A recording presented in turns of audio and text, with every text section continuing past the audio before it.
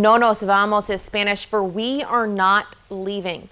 That was one of several chants demonstrators shouted in Warner Robins today as they protested the Trump administration's crackdown on immigration.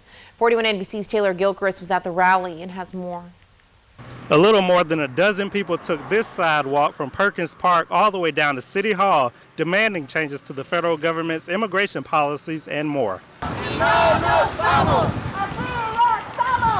Protest organizer Taya Lockett says she's not a member of any political group and had never taken part in political activism. But she says the impact of mass deportations isn't being discussed enough in Middle Georgia. The most alarming thing was when we first started talking about sending people to Guantanamo Bay.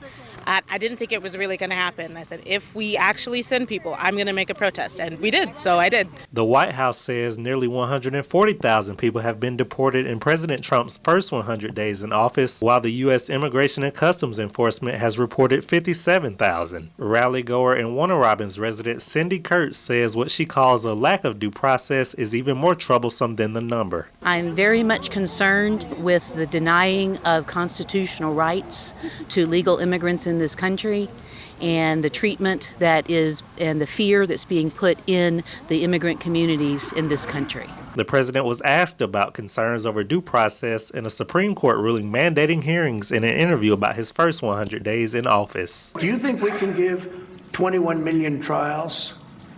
Let's say each trial takes 2 weeks. Is that what you want us to do? Kurt says she was at Wednesday's rally in support of those afraid to speak for themselves and their loved ones. You would think that we would learn something from our past, but unfortunately, history tends to repeat itself. Lockett called on elected officials across Middle Georgia to hold town halls to hear these concerns from constituents. She called on residents to stay informed about what's happening around them and says she'll look to build off her introduction to activism. El Salvador, the crazy ICE raids, what just happened to that family in Oklahoma, that sort of stuff. Anytime I see something like that, it's just more motivation to keep doing stuff like this. In Warner Robins, Taylor Gilchrist, 41 NBC News.